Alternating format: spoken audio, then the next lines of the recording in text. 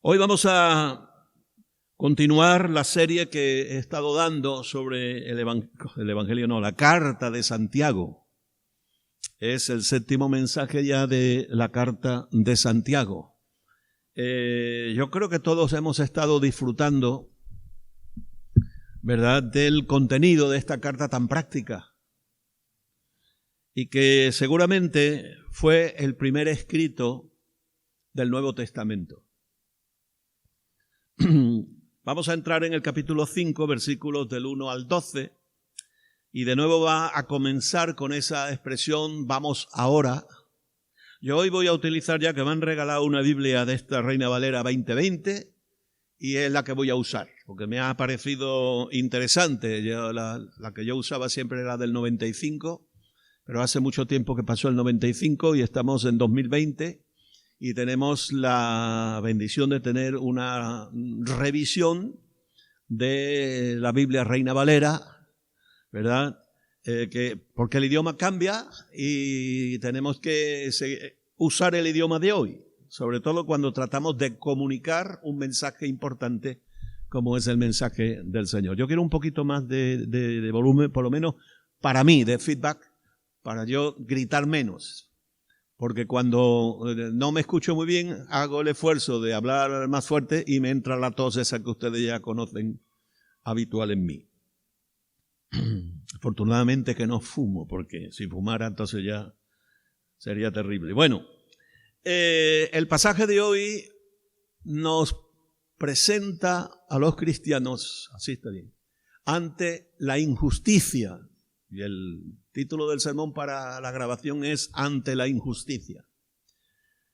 Y se va a plantear el tema de la injusticia en general, pero se va a utilizar un caso muy patente, como es el tema de del abuso que los ricos y los poderosos han ejercido históricamente, tradicionalmente, sobre los débiles, los pobres.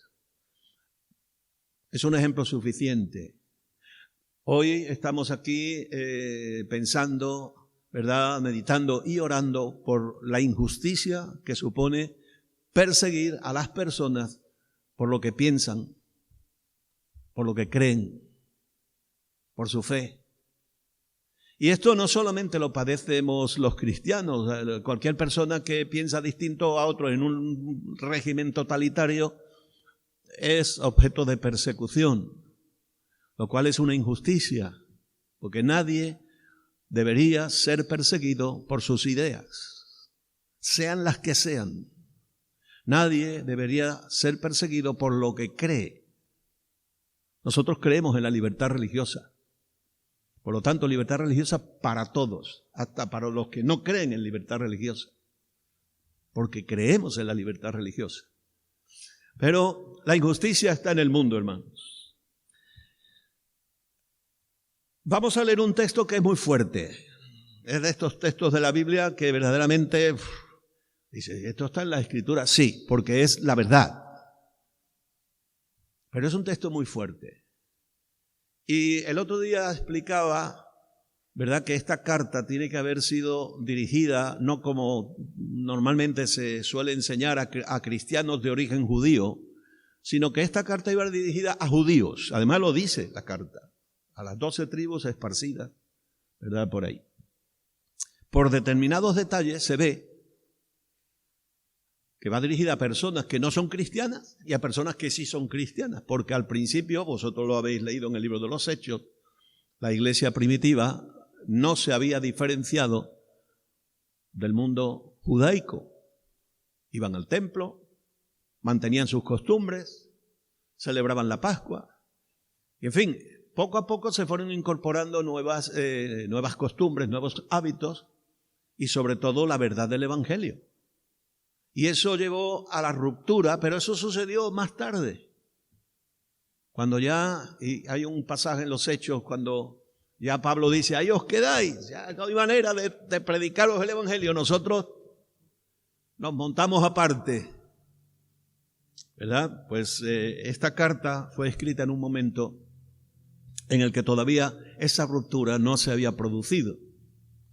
Y esa palabra que va dirigida tan fuerte a los ricos, a los poderosos, es evidente que esos ricos y poderosos no son cristianos. Algunos pueden decir, es que rico y cristiano no se puede ser. ¿Quién lo ha dicho? La Biblia no lo dice. Pero se puede ser rico y malo, como se puede ser pobre y malo, porque la maldad está en el corazón de los seres humanos independientemente de su condición social, de su raza, de su nacionalidad. Y no podía estar hablándole a los ricos, porque mira, lo que dice el libro de los Hechos, antes que entremos en el texto de Santiago, y un poco como para situarnos, dice que entre ellos, entre los creyentes, los que se habían convertido a Cristo, no había entre ellos ningún necesitado, porque quienes poseían heredades o casas las vendían y llevaban el producto de lo vendido y lo ponían a disposición de los apóstoles para que éstos lo distribuyeran conforme a la necesidad de cada uno. De modo que los ricos cristianos no entran en la palabra dura que después les va a venir a los ricos. El texto que vamos a leer se divide en tres partes. Una primera que denuncia los abusos de los ricos o de los poderosos, y que son los versículos del 1 al 6, que ahora Josué nos va a poner ahí para que los leamos. Después la segunda parte es una palabra de ánimo para los que sufren. Para los que sufren. Pero evidentemente ahí está hablando a cristianos. Y después hay un versículo final, que es el versículo 12, que es una amonestación final acerca de esto de la injusticia. Y dice así el texto. Veamos ahora, ricos, es decir, ahora os toca a vosotros. Ahora vamos a hablar de vosotros, los ricos. Llorad y gemid por las desgracias que os vendrán. ¿Ese es tu mensaje evangélico? Quiero decir, para el pueblo de Dios. No va dirigido al pueblo de Dios, va dirigido a los que no son del pueblo de Dios, pero que formaban parte del auditorio de Santiago. Vuestras riquezas están podridas y vuestras ropas comidas de la polilla. Vuestro oro y plata están enmohecidos y su herrumbre testificará contra vosotros y consumirá vuestros cuerpos como fuego. Ay, son palabras duras, ¿eh? Habéis acumulado tesoros para los días finales. Mirad, contra vosotros clama el salario que con engaños habéis dejado de pagar a los obreros que han segado vuestras tierras. Y los clamores de estos segadores han llegado a los oídos del Señor de los ejércitos. Aquí en la tierra habéis llevado una vida de placer, habéis sido disolutos, con lo cual habéis engordado para el día de matanza. Habéis condenado y dado muerte al justo, sin que él os ponga resistencia. Así que aquí trata en primer lugar del tema de la injusticia. Sabéis por lo que dice la Escritura, la primera carta de Juan, que toda injusticia es pecado. En la Biblia hay varias definiciones acerca de lo que es el pecado, pero una de ellas es esta: toda injusticia es pecado. Toda injusticia es pecado. Así que cuando tú seas injusto, sepa que estás pecando. Entonces los patrones abusaban de sus obreros con engaño, retrasando o no abonando sus salarios, para así hacerse ellos más ricos. Y esto cualquiera de nosotros lo ha vivido también en nuestros tiempos, cuando hay abusos, ¿verdad?, de los patronos sobre sus obreros, sobre sus trabajadores. Muchos de vosotros habéis venido de lejanas tierras, habéis abandonado vuestro país porque había hambre, porque había necesidad, y habíais llegado a la Meca, a Europa, a España, pensando y creyendo de que, bueno, que esto iba a ser diferente, y habéis encontrado que sí que es bastante diferente, pero que sigue habiendo abusones y que si pueden abusan de vosotros y de vosotras, ¿verdad? No se sujetan a las leyes, no os aseguran cómo es obligatorio que todo trabajador que ejerce un trabajo esté asegurado, tantas y tantas cosas que vosotros conocéis bien. O sea, la injusticia está por donde quiera y muchos de vosotros la padecéis. Muchos de nosotros la padecemos de una u otra manera. Esas riquezas que se acumulan injustamente, porque se puede acumular riqueza con trabajo, con esfuerzo, con la bendición de Dios. Dios te puede bendecir económicamente, Dios te puede enriquecer. Y en la Biblia hay personajes del Señor que fueron ricos. Y nunca Dios les reprochó que lo fueran. Es más, Él hizo que fueran ricos. Pero en este caso, las riquezas acumuladas de esa manera injusta son testigo de cargo contra los que así abusan. Y ahora quiero leeros 3 proverbios. El primero, capítulo 28, verso 20, que dice: el que quiere enriquecerse deprisa no estará libre de culpa. ¿Por qué? Porque lo hará fraudulentamente. Nadie se puede enriquecer del día a la mañana así de manera correcta. Es imposible. Dios puede prosperar tu trabajo, pero cuando te enriqueces rápidamente, especulando, haciendo esto, haciendo lo otro, quitando de aquí, quitando de allá, evitando pagar los impuestos y tantas cosas, esa gente dice que no se quedan sin culpa, son culpables de haberse enriquecido malamente. Dice también: de nada servirán las riquezas en el día de la ira, Proverbios 11:4, pero la justicia librará de la muerte o de muerte. Nosotros tenemos que aprender a ser justos, hermanos. Lo hacemos no por nuestra propia justicia, que no vale, sino por la gracia de Dios, por la ayuda del Espíritu Santo, por la transformación que Dios obra en aquella persona que se entrega a Cristo.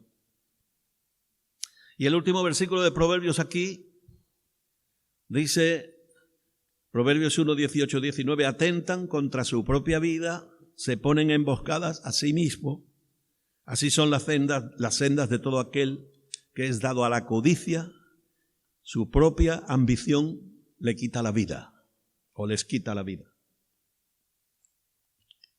Sabéis que el mundo se mueve por interés, que el mundo se mueve por la codicia, que las injusticias, los grandes desequilibrios que hay vienen de la ambición, Pero hay un día previsto de juicio. Santiago lo dice. Hay un día previsto de juicio, y por eso quiero leeros un texto de Malaquías, capítulo 3, verso 5. Hoy voy a daros unos cuantos textos, no es mi costumbre, pero hoy toca. Dice así: vendré a vosotros para juicio. Es Dios hablándole a su pueblo. Vendré a vosotros para juicio y testificaré sin vacilar contra los hechiceros y adúlteros, contra los que juran falsamente. Después va a hablar del juramento al final, en la amonestación final. Contra los que defraudan en su salario al jornalero. Es lo que estaba hablando Santiago. A la viuda y al huérfano. Contra los que hacen injusticia al extranjero, sin tener temor de mí.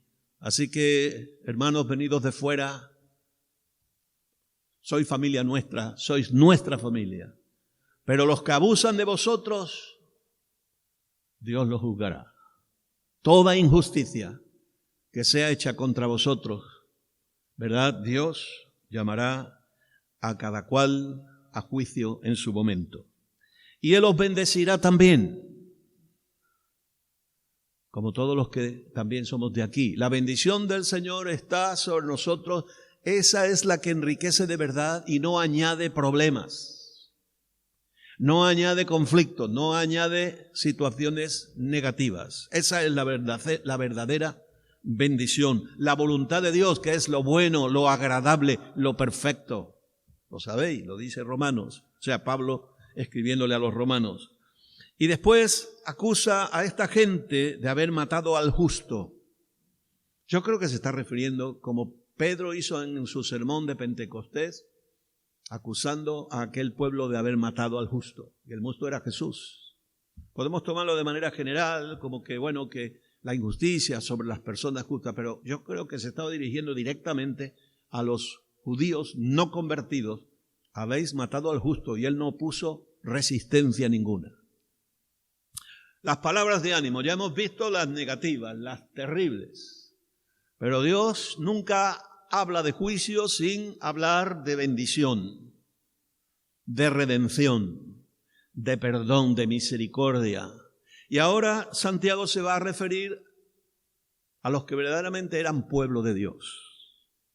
Y por eso primero va a utilizar la palabra por tanto, o sea que es, vale, hemos dicho eso, pero en consecuencia vamos a ver lo que hay para vosotros. Y los llama hermanos, versículo 7. Esperad con paciencia la venida del Señor. Mirad cómo el labrador espera el precioso fruto de la tierra y aguarda con paciencia hasta que reciba la lluvia temprana y la tardía. Tened también vosotros paciencia y manteneos firmes, porque la venida del Señor se acerca. ¿Crees todavía en la venida del Señor? ¿Estás esperando que el Señor regrese? Amén. Vamos viendo lo que estamos viendo, hermanos, nos pone sobre aviso. Hermanos, otra vez, no os quejéis. Hermano, no os quejéis. Bueno, pero nos podemos quejar un poquito, ¿no? No os quejéis. Y ahí ya tú analizas tu vida de las muchas cosas que te quejas todos los días. Empezando por el mal tiempo. Vaya, hoy está lloviendo. La lluvia es una bendición. No, es que el calor que hace. Bueno, el calor también es necesario. Nos quejamos de todo. Porque se nos ha acostumbrado, sobre todo en las generaciones más modernas, los que somos más mayores vivimos tiempos de mucha necesidad. No había ocasión para quejarse, sino para ponerse contento cuando te daban se llamaba una onza de chocolate, así chiquitita. ¡Pum! Metía en medio bollo. ¡Qué contento te ponías!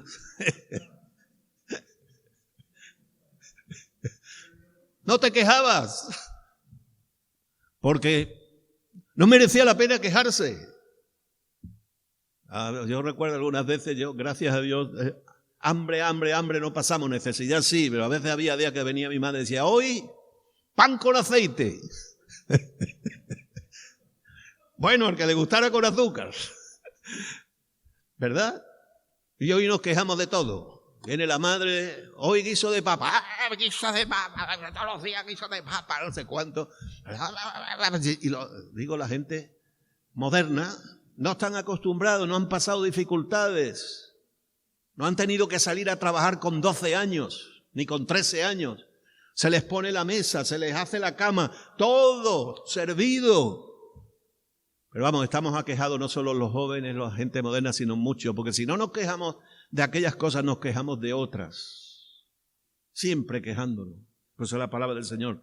No os quejéis, hermanos, unos contra otros, porque la queja siempre es contra alguien, ¿no? Jovencitos, no os quejéis contra los padres. Padres, no os quejéis de los hijos. Porque hay para todo. Hermanos, no os quejéis de los otros hermanos. No te quejes de la iglesia. Dale gracias a Dios que tienes iglesia y tienes libertad para venir a la iglesia. Fíjate estos hermanos perseguidos. Ya quisieran.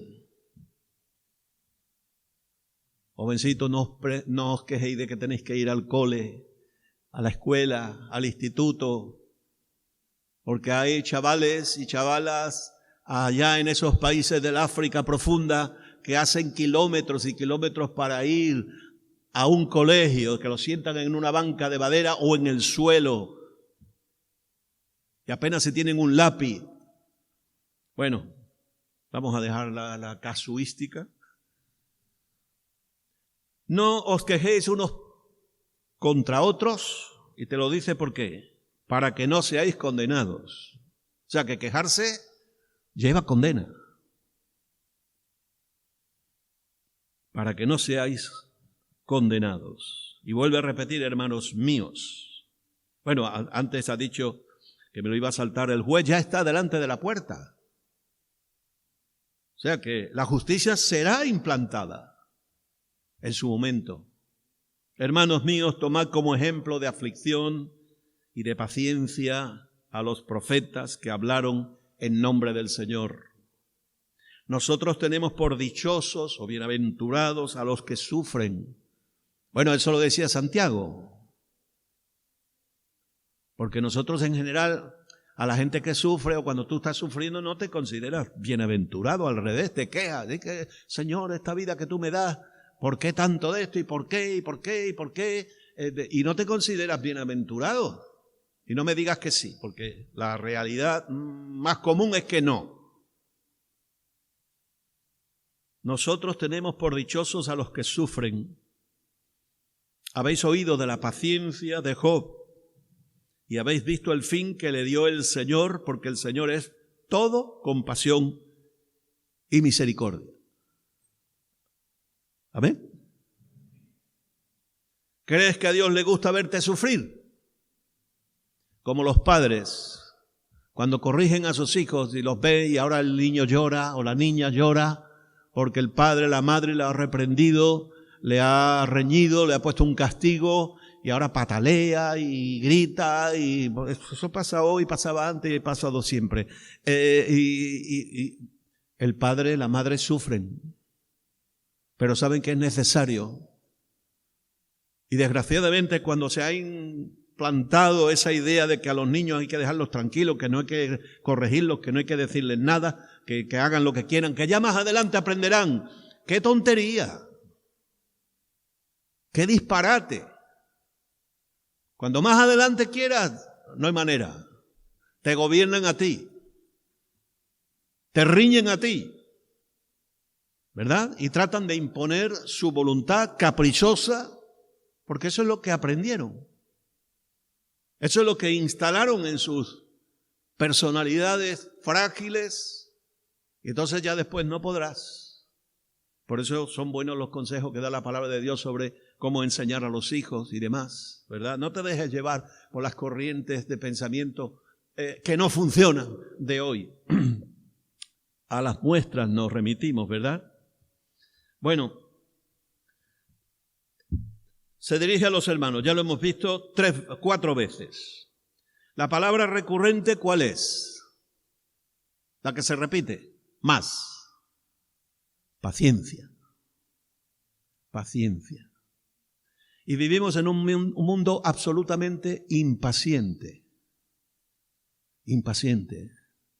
El otro día, bueno, el viernes, tenía yo una conferencia, estaba equivocado, no era a las 12 de la noche, era a las 10, a las 10 de la noche, a las 11 de la noche. Con Colombia y con todos los países de América del Sur, por Zoom, eso que estamos ahora practicando. Y se me pedía hablar sobre cómo pastorear en tiempos de crisis. Y hacía yo una referencia a algo que había leído de un autor de un blog, y hablaba de que ahora estamos instalados en la pastoral de la lentitud.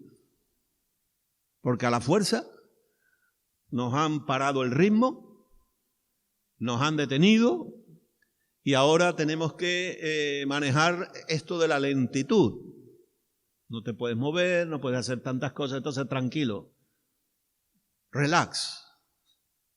¿Sabe el otro día el hermano en la oración, el texto, ¿verdad? Está os quedo y ved cómo Dios obra ahí. En el original eso habla de relax, relájate hermano, relájate. Y los pastores primeros. Relájate, pastor. Yo tengo que estar relajándome todos los días, ¿verdad? Y a los que están trabajando de obreros, relajaos por favor, porque estamos en otro momento y hace falta paciencia. La paciencia sin tranquilidad no avanza. Yo me acuerdo siempre de la expresión de un pastor amigo mío de Argentina, Guillermo Predin, que decía que un pastor nervioso es muy peligroso, ¿verdad? De verdad que sí. Cualquier persona nerviosa es un peligro. Un conductor nervioso, bájate del coche, ¿verdad? Y cualquiera. Un policía nervioso con una pistola en la mano, peligro. Donde quiera. Entonces, paciencia, tranquilidad. Habla también de esperar. No nos gusta esperar. No nos gusta esperar.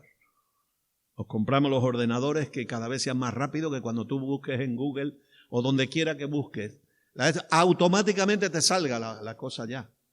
Y cuando enciendes al ordenador y tarda unos segunditos, ya te pones nervioso también. Hay que saber esperar y aguardar. Versículo 7.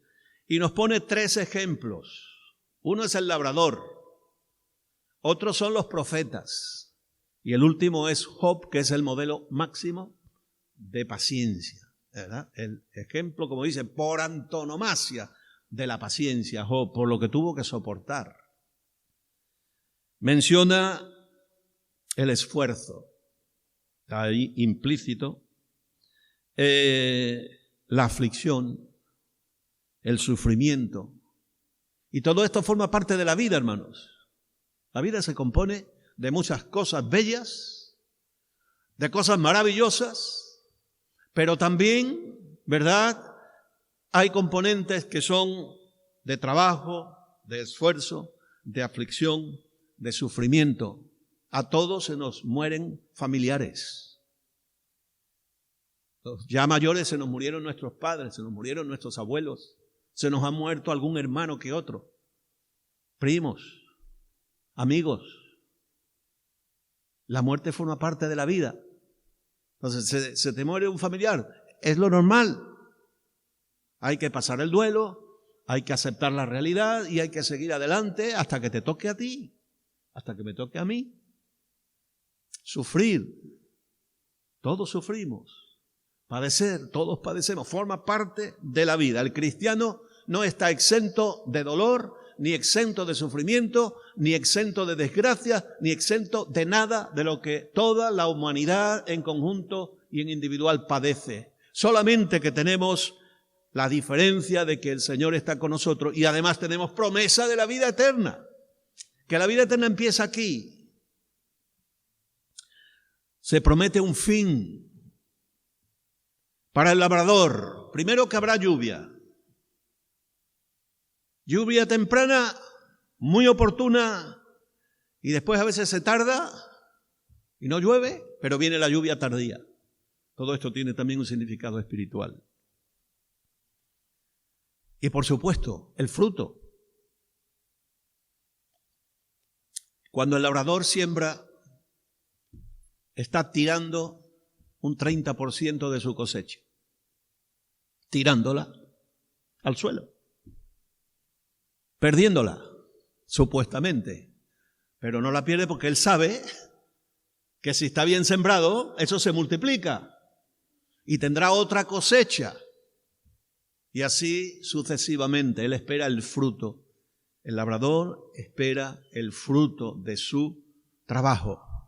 Los profetas, ¿qué hacían los profetas? Hablaban de parte de Dios.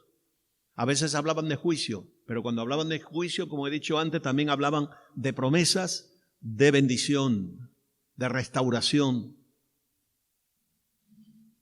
¿Qué esperaban? ¿Qué esperan los profetas? Que se cumplan sus profecías. Sí, viene el juicio, pero viene la bendición también. Israel fue deportado y por 70 años vivió una cautividad. Pero Dios les había hablado, cuando se cumplan los 70 años, Dios os restaurará. Y así fue. Así que el profeta también necesita paciencia. Y por último, Job perdió todo, pero Dios lo bendijo con mucho más de lo que había perdido. Así que nosotros, hermanos, recordemos, ¿verdad?, que creemos que los que sufren son bienaventurados, es decir, dichosos, que hay una bendición sobre ellos, sobre ti, sobre mí, en medio de la dificultad y en medio de la prueba, cualquiera que sea. Recuérdalo. Y recuerda que sobre todas las cosas hay un juez que juzga. Juzgará toda injusticia. Dice el texto de Eclesiastés, capítulo 12, verso 14, pues Dios juzgará toda acción, incluso las ocultas, porque hay cosas que vemos y cosas que no vemos. Y esas que no vemos pasan desapercibidas, pero para Dios no. Para Dios no pasan desapercibidas esas obras malas, ocultas. Hay por ahí extendiendo bulos todos los días sobre la pandemia, que si lo produjeron los chinos en un laboratorio, que si esto, que si los otros, que si cuando nos vacunen nos van a meter un chip minúsculo dentro, de tonterías, disparates.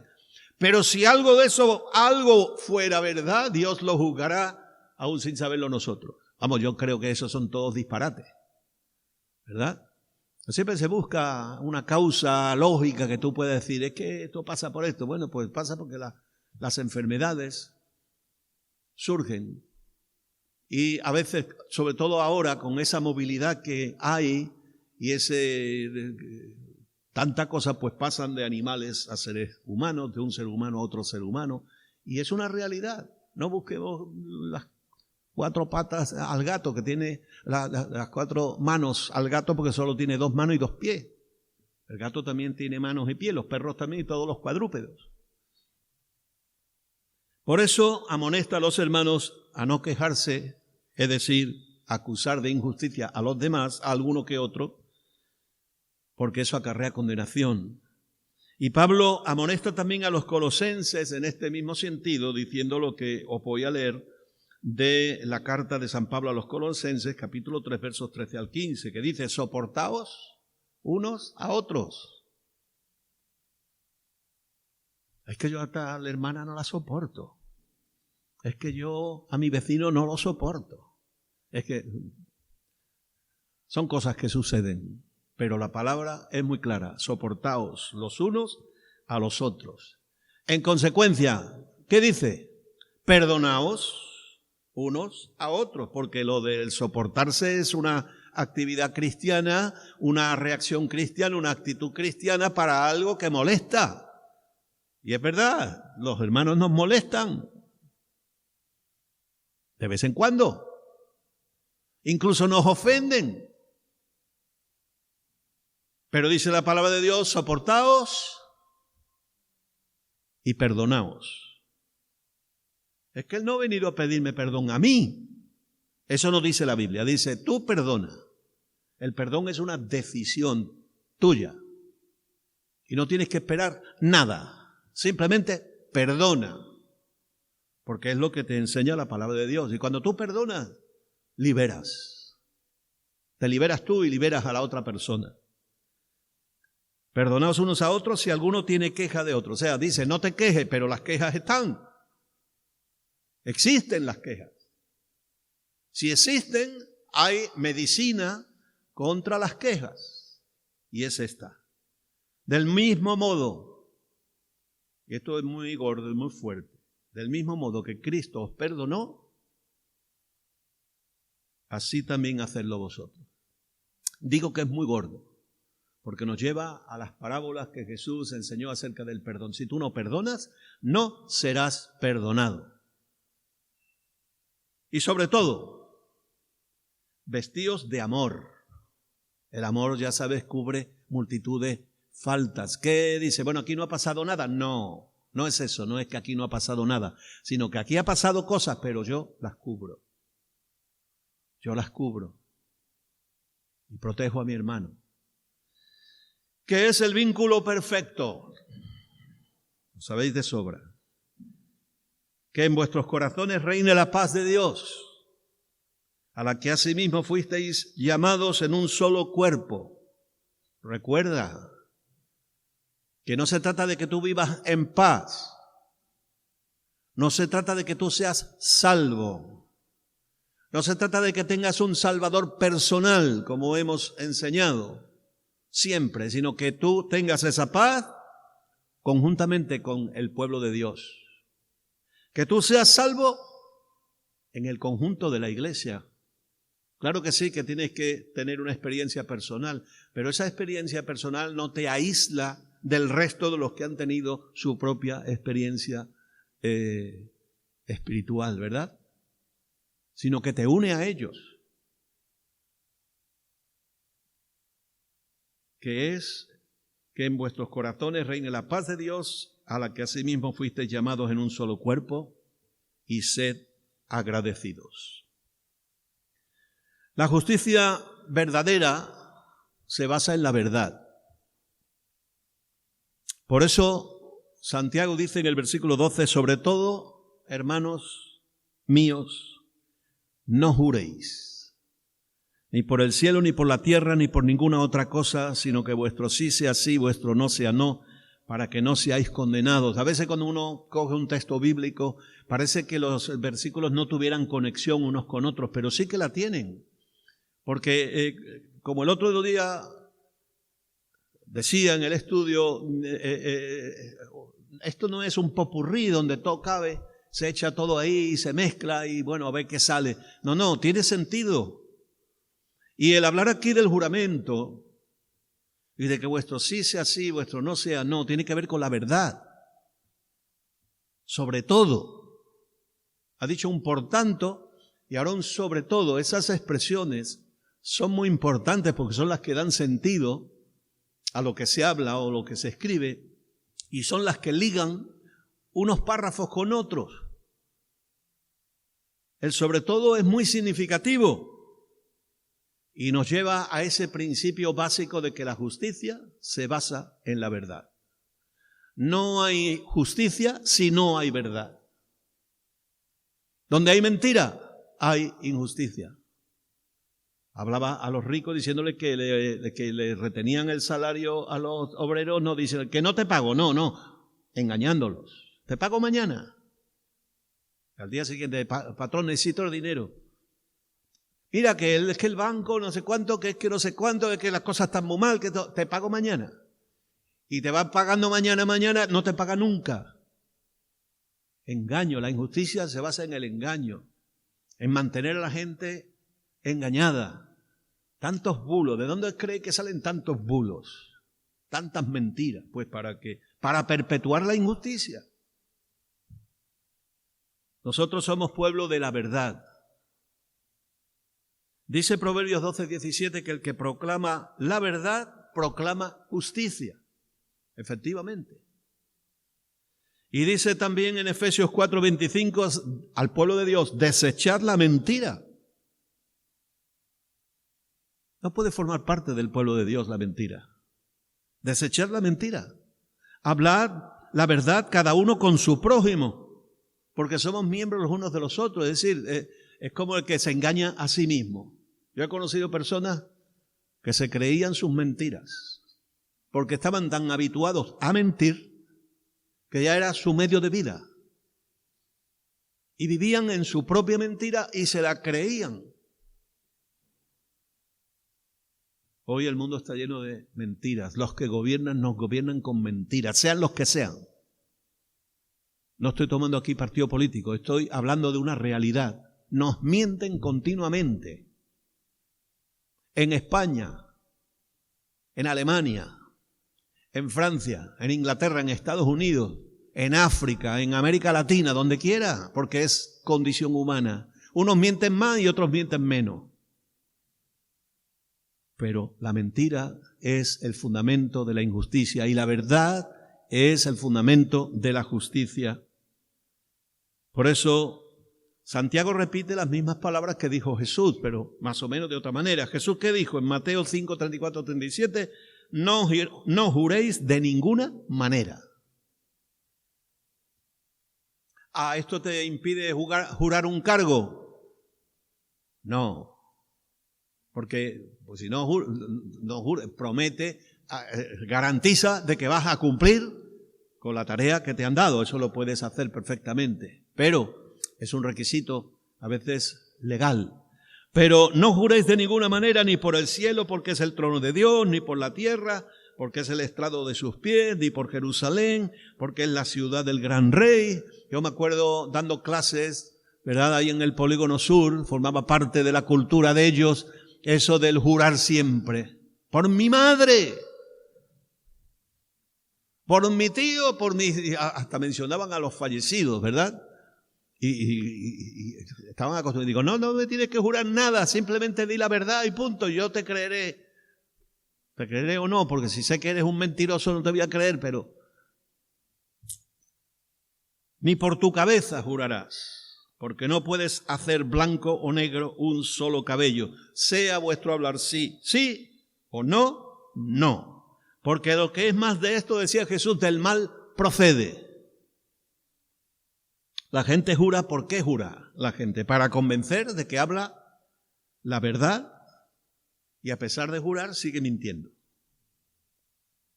Es una estrategia que viene del mal, del padre de la mentira, que Jesús le dijo, vuestro padre es el diablo, padre de mentira. Y él les dice, si vosotros permanecéis en mi palabra, seréis verdaderamente mis discípulos.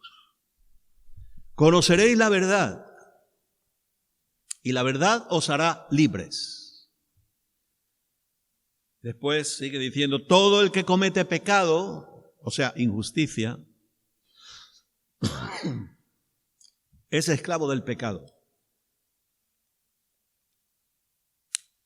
Y el esclavo no permanece en la casa para siempre, pero el Hijo sí. De manera que si el Hijo os libera, seréis verdaderamente libres. Sabéis que está en el Evangelio de Juan, capítulo 8, etc. Es el pecado, que es injusticia, lo que nos hace estar sometidos a la opresión y al abuso. Oprimimos y nos oprimen. Abusamos y nos abusan. Es la dinámica de este mundo. Así que, hermanos, para concluir, Dios no está contra las riquezas. No te vayas a ir pensando aquí de manera equivocada. Dios no está contra las riquezas, ni las riquezas en sí mismas son pecado. Es como tantas otras cosas. Recuerdo cuando la tele era pecado, ¿verdad?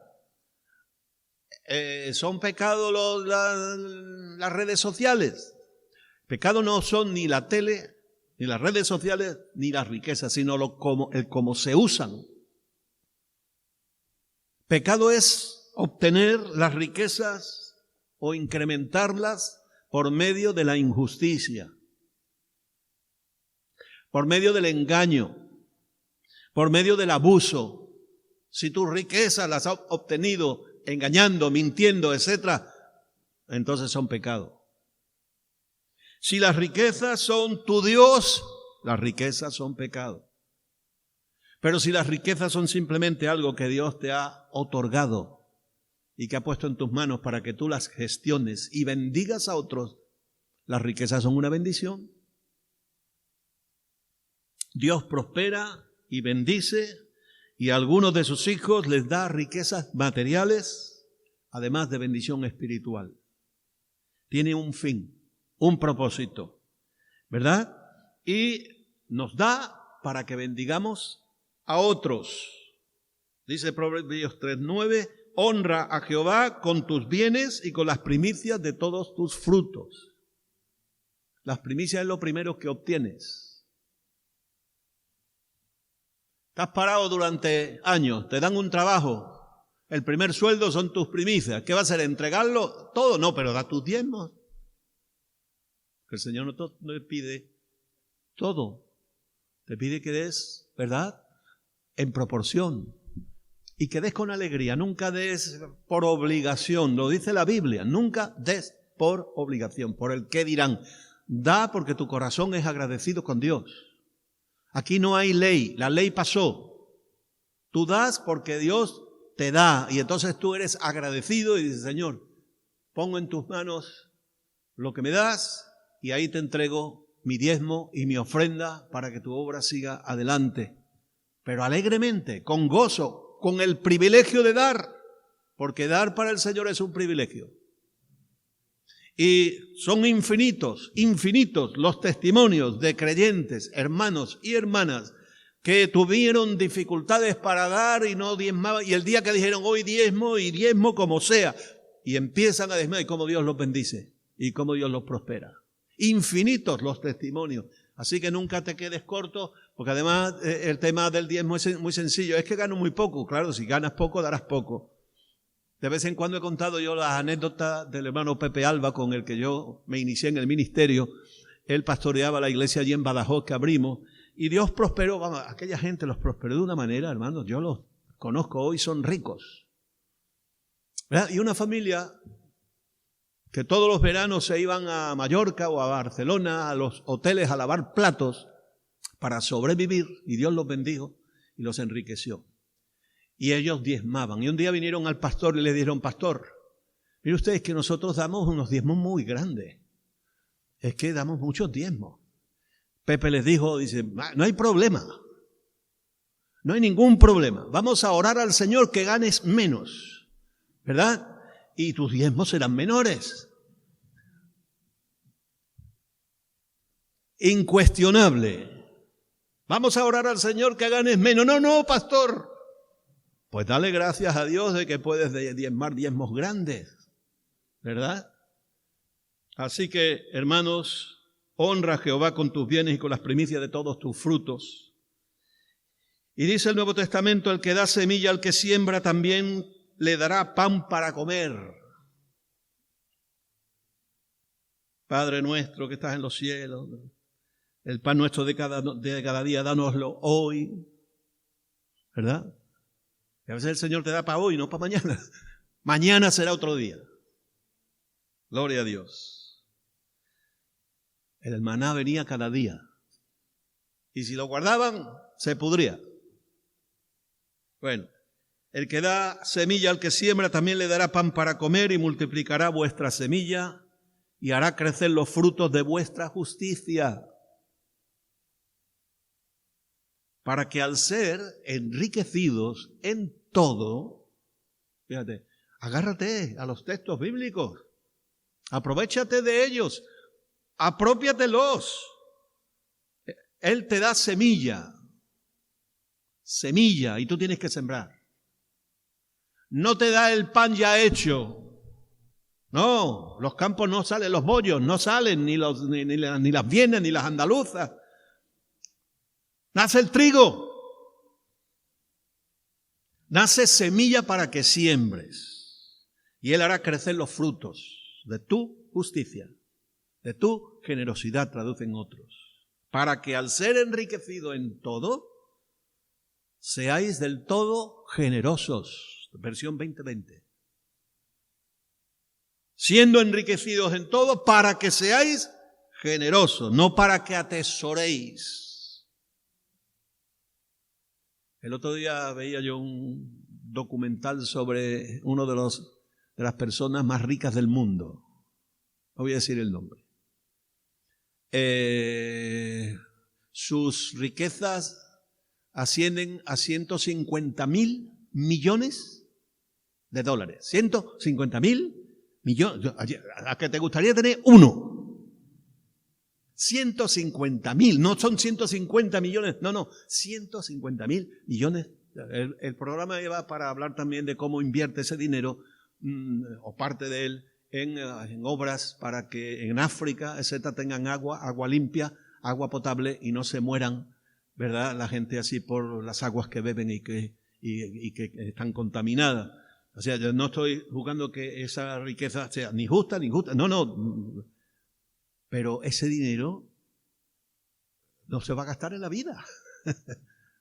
No se va a gastar en la vida. Bueno, hace bien en invertirlo en ese tipo de cosas. El tema es que si Dios te da riquezas es para que seas generoso. Para que seas generoso. Lo cual por medio de nosotros será motivo de acción de gracias a Dios. Y nosotros podemos ser generosos en nuestra medida. No tenemos los 150.000 millones de euros. Pero igual, pues yo qué sé, pues tenéis los que... Yo conozco también de hermanos aquí que de su sueldo apartan, aparte de los diezmos, unas cantidades para ayudar a hermanos que están en necesidad. Dios bendice. Dios bendice, hermano. El fin de los bienes que Dios nos proporciona es para que seamos generosos. Y recuerda el texto que el que siembra escasamente también segará escasamente. Y el que siembra generosamente, generosamente también segará. Amén. Vamos a orar.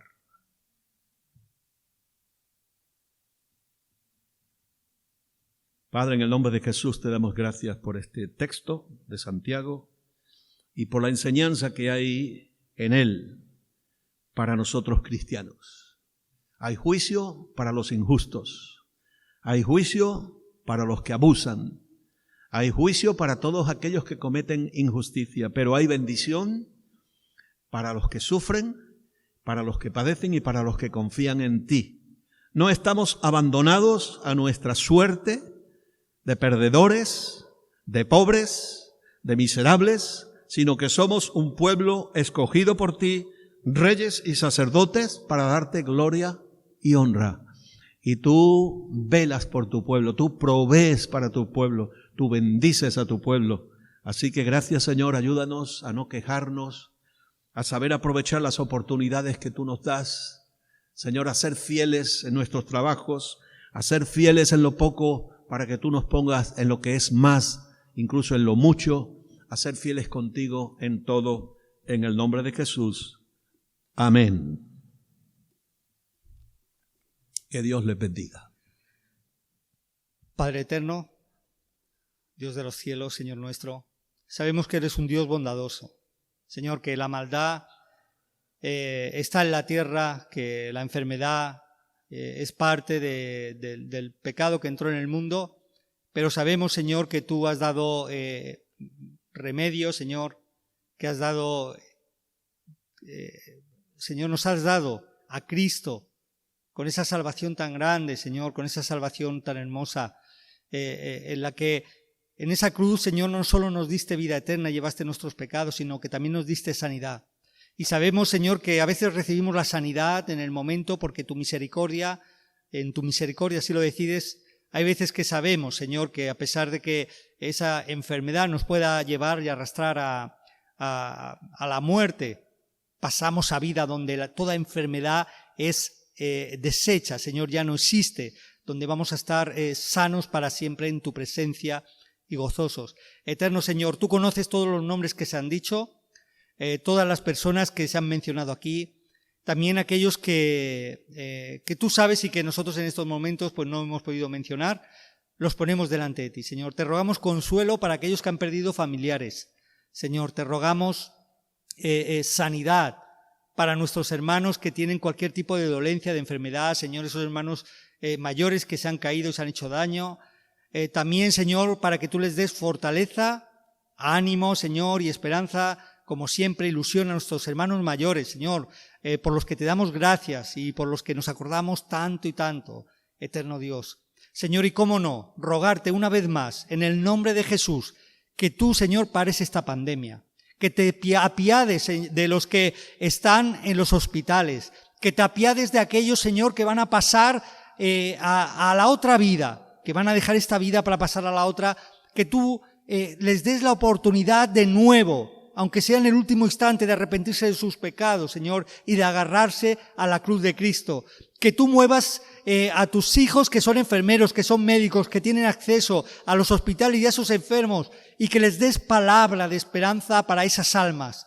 Eterno Señor, que tú consueles a cada familiar.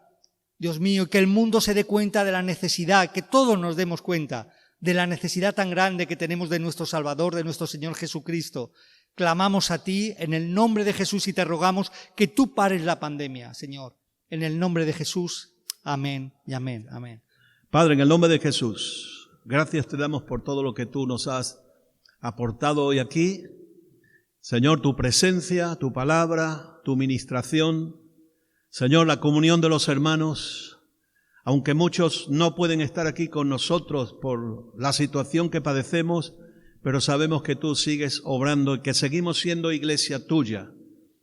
Los que nos reunimos porque hemos podido, como los que no han podido estar con nosotros y están en sus hogares, y que estarán participando de otra manera. Ahora llévanos con bien, haz que sea una semana de bendición, una semana donde podamos hablar a alguien, Señor, donde podamos orar por necesitados, como comentaba el otro día nuestro hermano Ricardo en la reunión de oración por aquella persona. Carmen, sigue tú haciendo la obra en aquellos a quienes hablamos.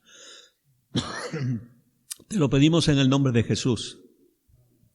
Y ahora, Padre, que el amor tuyo, que la gracia de Jesucristo y que la comunión del Espíritu Santo vaya y sea con todos y cada uno de nosotros en el nombre de Jesús. Amén. Cúbrenos durante la semana, que nada nos pueda perjudicar. En el nombre de Jesús. Amén. Dios les bendiga.